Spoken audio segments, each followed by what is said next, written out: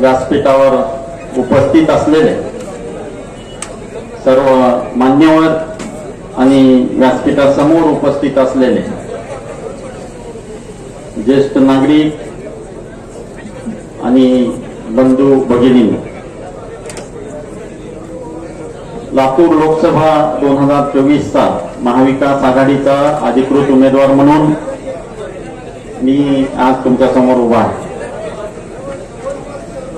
या उमेदवारी डिक्लेअर होऊन आता जवळपास 1 महिना झालेला आहे आणि पूर्ण मतदारसंघामध्ये आता आम्ही 1 महिन्यापासून फिरत आहोत। इव्हन देवणीला सुद्धा 2-3 छोट्या बैठकांच्या निमित्तानं आमची व्हिजिट झाली आणि आपणा सर्वांकडून मिळत असलेला प्रतिसाद बघून नक्कीच आम्हाला उल्हास उत्साह वाढत आहे। मित्रहो, मागच्या 10 वर्षापासून आपल्याकडं जे सरकार सत्तेमध्ये आहे त्या सरकारच्या बाबतीमध्ये आपण ग्रामीण भागामध्ये राहणारी मंडळी यांचा 90-80% जवळपास भार हा शेती व्यवसायावर आहे आणि शेती व्यवसायाच्या बाबतीमध्ये या सरकारनं ज्या पद्धतीनं मागच्या 10 वर्षात काम केलं ते नक्कीच कुठल्याही शेतकऱ्यासाठी समाधानकारक राहिलेलं नाही आहे। आपणाला या बाबतीत या सरकारला जाब विचारला पाहिजे। आता ही मंडळी परत या निवडणुकीच्या निमित्तानं आपल्या समोर मत मागायला येत आहे। आपण नक्कीच या बाबतीमध्ये त्यांना जाब विचारू शकतो, कारण या सरकारनं हमीभाव देण्याचं वचन दिलं होतं, दिलं नाही। या सरकारनं कर्जमाफीचं वचन दिलं होतं, कर्जमाफी दिली नाही। या सरकारनं विमा वेळेवर देण्याचं वचन दिलं होतं, विमा वेळेवर दिला नाही।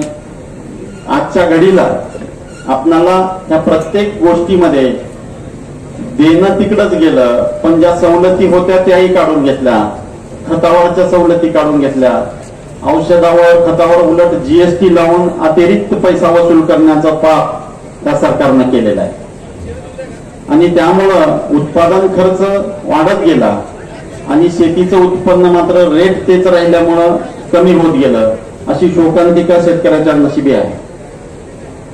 आपणाला जर तुम्ही जाहीरनामा बघितला असेल काँग्रेस पक्षाचा, तुम्हाला दिलेला आहे, हा जाहीरनामा दिलेला आहे तुमच्याकडे बऱ्याच जणांकडे, त्याच्यामध्ये स्पष्ट शब्दात गॅरंटी दिलेली आहे की तुम्हाला स्वामीनाथन आयोगाप्रमाणे हमीभाव दिला जाईल, तुम्हाला कर्जमाफीबद्दल 100% विचार केला जाईल, तुम्हाला विमा वेळेवर देण्यासाठी एक वेगळा आयोग निर्माण केला जाईल आणि तुम्हाला जे जीएसटी आहे ज्याच्यामुळे तुमची प्रत्येक गोष्ट जवळपास 18%-28% पर्यंत महाग होते, तो जीएसटी रद्द करण्याचं शब्द या निमित्तानं या काँग्रेसचं जर सरकार आलं, इंडिया आघाडीचं जर सरकार सत्तेत आलं तर त्यासाठी जीएसटी रद्द करण्याचं वचन यांनी दिलेलं आहे। आपणाला आजच्या कंडिशन मध्ये महिलांबाबतीत विचार केला तर महिलांच्या संरक्षणाचा प्रश्न आहे।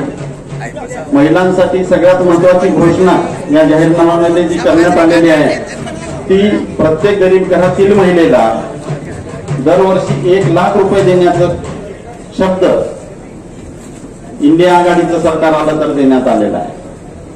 आपणाला सरकारी नोकऱ्यामध्ये 50% आरक्षण देण्याचा शब्द या नवीन नोकऱ्यामध्ये महिलांना देण्याचा शब्द दिलेला आहे, म्हणजे गॅरंटी दिलेली आहे। सगळ्या सरकारी नोकऱ्या यामध्ये महिला 50% आरक्षण महिलांना देण्याचा शब्द दिलेला आहे।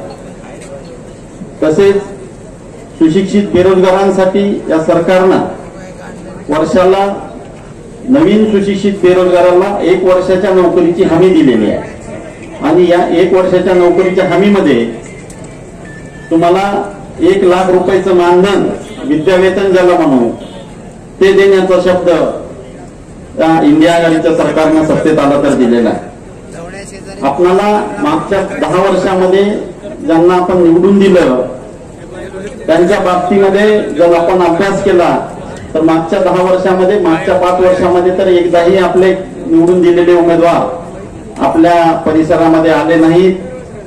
एकदाही निवडून दिलेले उमेदवार कुणाला भेटले नाहीत. कुणाचं काम करण्याचा विषय तर दूरचाच राहिला. अशा परिस्थितीमध्ये ते परत मतदान मागायला तुमच्या दारात आता येत आहेत. त्यांना तुम्ही प्रश्न विचारणं गरजेचं आहे की बाबा 5 वर्षामध्ये आम्ही निवडून दिलं होतं, तुम्ही काय केलं? कारण 5 वर्षामध्ये एकदाही जे उमेदवार आपल्या मतदारसंघात येत नाहीत, एकही जनतेचा एकही प्रश्न सोडवत नाही, अशा उमेदवाराला परत तुम्ही निवडून देणार का? हा प्रश्न आहे. आपणा सर्वांना या निमित्तानं मी सांगू इच्छितो की कमीत कमी एक वेळा आपण या प्रत्येक तालुक्याच्या ठिकाणी एक वेळा महिन्यात निवडून जर गेलो, निवडून जर दिला तुम्ही, तर मी नक्की तुम्हाला भेटायला उपलब्ध राहील असा शब्द या निमित्तानं मी देतो.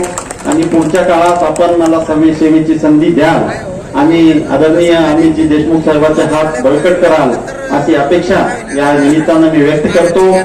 तुम्हाला सगळ्यांना माहिती आहे की महाविकास आघाडीच्या माध्यमातून आदरणीय शरद पवार साहेबांचा राष्ट्रवादी काँग्रेसचा गट, आदरणीय उद्धव ठाकरे साहेबांचा शिवसेनेचा गट, आम आदमी पार्टी, शेकाप, काँग्रेस हे सगळे पक्ष मिळून महाविकास आघाडीच्या माध्यमातून ही निवडणूक लढवत आहेत.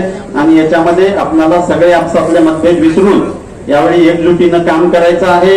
एकजुटीनं काम करून आपल्याला ही निवडणूक मोठ्या संख्येनं मतदान घेऊन आपल्याला प्रचंड बहुमताने जिंकायची आहे. त्यासाठी प्रत्येकानं आपापल्या परीनं योगदान द्यावं एवढी विनंती या निमित्तानं करतो. आणि आपण आपले आशीर्वाद येत्या 7 तारखेला हाताच्या पंजाच्या समोरचं बटन दाबून आमच्या पाठीशी उभे करावेत एवढी विनंती करून थांबतो. जय हिंद, जय महाराज.